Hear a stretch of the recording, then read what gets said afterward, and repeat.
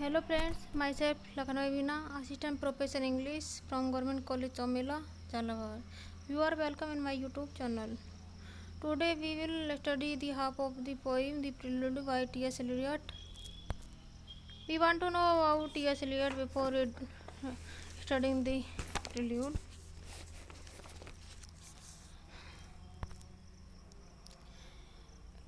T.S. Eliot, a poet of the present century, belongs to both the American and British traditions. Both in America, he came over to England in 1915. In 1927, he became a natural English subject. Eliot's criticism was about working out of his poetic theories and styles and his growth as a poet is clearly reflected in his critical works. He wrote several plays as well and experimented with poetic drama. After a brief period as a schoolmaster, he was employed in the colonial and foreign department of Lloyd's Bank. He was director of Faber and Faber, the famous publishing firm. He was Charles Eliot Norton Professor of Poetry, Harvard University, 1932. He was awarded a Nobel Prize for Literature in 1948. His publications include collected poems 1909, Four Quarters 1944, Murder in the Cathedral 1935, The Family Reunion 1939, Cocktail Party 1949, The Confidential Clerk 1954. He was also written a number of critical essays. His fame as a critic is no less great. The Wasteland, The Love Song of J. Alfred Prufrock, Four Quarters were poems which set new trends. Writing in the tradition of the metaphysical poets, he adapted cinematic techniques and the stream of consciousness more to poetic use. He created rhythms and images which were modern and reflected the tensions of contemporary life. His poetry, like his prose, is marked by dissatisfaction with the cultural and social situation. There is a strong conservative element in his dissatisfaction. As director of the publishing firm of Faber and Faber, he exerted a great deal of influence. Eliot was born for poets of the 50th generation of India, several of whom have been deeply influenced by him. Two impressions stand out from Eliot's volume. One is the impression of a remarkable technique. The other is that the poet is usually dealing with involved or obscure or painful states of mind. The flexible technique springs largely, as Eliot has told us, from his early study of Jacobean stage verse and the free verse of Jules Laforgue. It is a sign of Eliot's originality and insight that he should have turned to those who models in verse and studied them together. Eliot defined poetry in these words: poetry is not turning loose of emotion, but an escape from emotion. It is not the expression of personality, but an escape from personality. His central purpose can be described as a search for detachment or impersonality. B.O. an immense debate to Eliot for extending the range of English poetry. Now we will study the introduction of the poem. T.S. Eliot is a poet who brought about a revolution in English poetry. In the first half of this century, he used in his poetry not the idealized images of sky, cloud, river, and mountain, but the everyday experiences and objects of city life, and was able to create poetry out of their ugliness. In the first prelude, for example, he described the transition from day to night, the end of one kind of experience and the beginning of another. Notice how Eliot, in just 13 lines and using just phrases, creates a picture of old London full of sights and sensations. Notice also how he makes our eye travel up and down and across the scene. The World Prelude means a preparatory exercise expected to lead to something more full-fledged. In musical terminology, also it carries the meaning of an introductory musical piece to be followed by the principal movement. These poems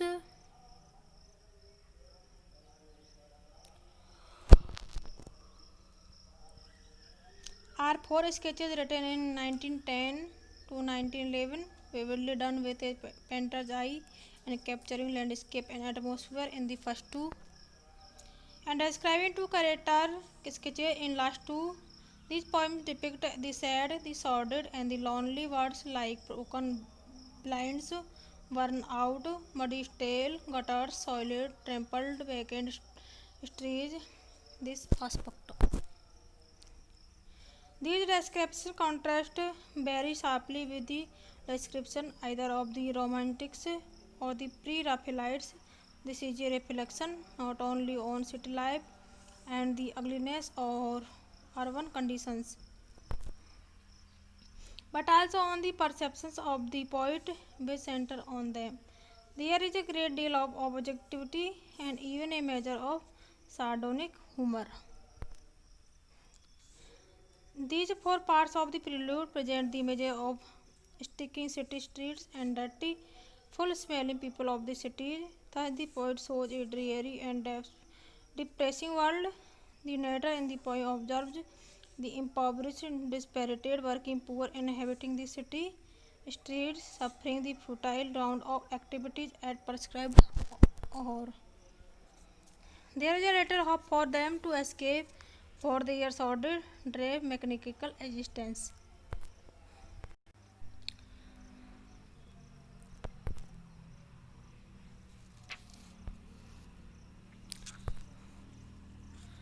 Now we will study the first part of prelude.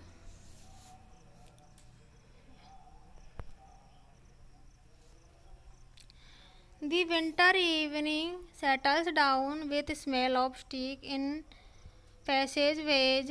6 o'clock, the burnt-out ends of smoky days, and now a gusty shower wraps the germy scraps of weathered leaves out your feet. And newspapers from vacant lots, the showers beat on broken blinds and chimney pots, and at the corner of the street, a lonely cab horse steams, and then the lighting of the lamp.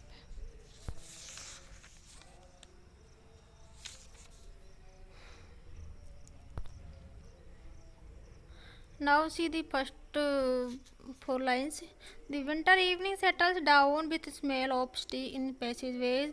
6 o'clock, the burnt out end of smoky days.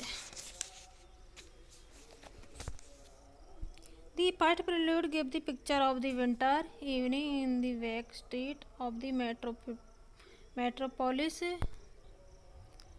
It is 6 o'clock, the close of smoky day, which is like other days, and in its darkness and squalor is comparable to the burnt out end of a cigarette. And now a gusty shower wraps the germy scraps of withered leaves about your feet, and newspaper from vacant lots.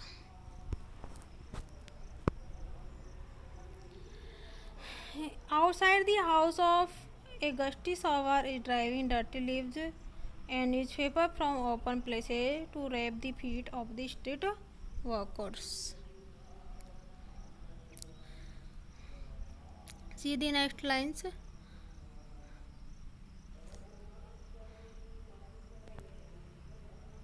The showers beat on broken blinds and chimney pots. And at the corner of the street, a lonely cab horse steams and stamps, and then the lighting of the lamps. The showers of rain strike against the broken blinds and chimney pot. At the street corner, a lonely cab horse steams and stamps the wet ground. Then the street lamps are lighted.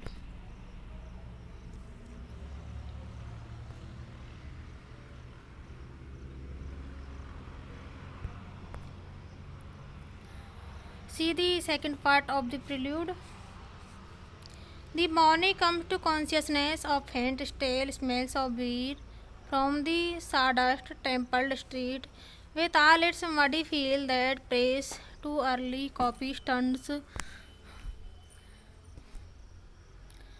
With the other masquerades that time resumes, one thinks of all the hands that are raising digny shades in 1,000 furnished rooms.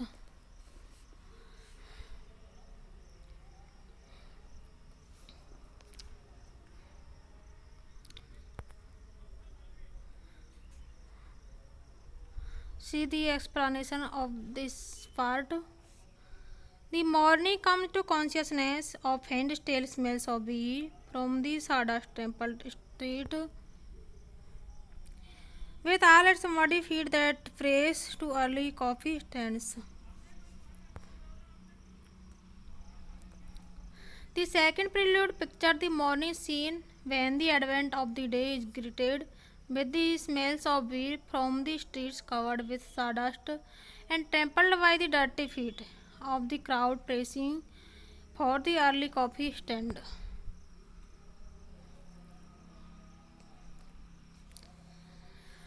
See the next lines. With the other masquerades, that time resumes. One thinks of all the hands that are raising digny shades in 1,000 furnished rooms. The numerous activities peculiar to the morning time so that the stage is being set for the shows of the ensuing busy day. Among these activities, one may easily visualize all the ants raising up the squalid window shades in 1,000 furnished rooms.